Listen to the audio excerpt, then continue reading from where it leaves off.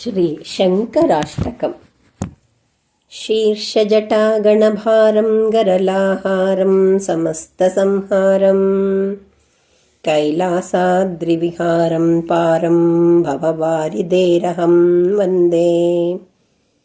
चन्द्रकलोज्ज्वलफालं कण्ठव्यालं जगत्त्रयीपालं कृतनरमस्तकमालं कालं कालस्य कोमलं वन्दे।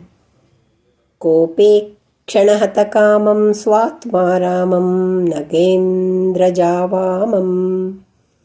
संसृतिशोकविरामं श्यामं कण्ठेन कारणं वन्दे।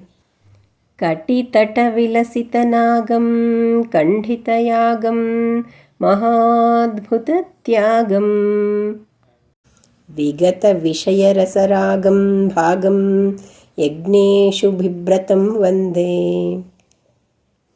त्रिपुराधिकदनुजान्तं गिरिजाकान्तं सदैव संशान्तं लीलाविचितकृतान्तं भान्तं स्वान्तेषु देवानां वन्दे। सुरसरिदाप्लुतकेशं त्रिदशकुलेशं हृदालयावेशं विगताशेषक्लेशं देशं सर्वेष्टसम्पदां वन्दे।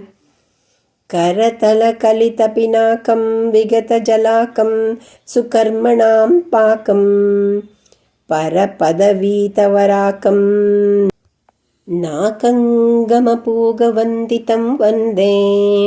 भूतविभूषितकायं दुस्तरमायं विवर्जितापायं प्रमथसमूहसहायं सायं प्रातर्निरन्तरं वन्दे।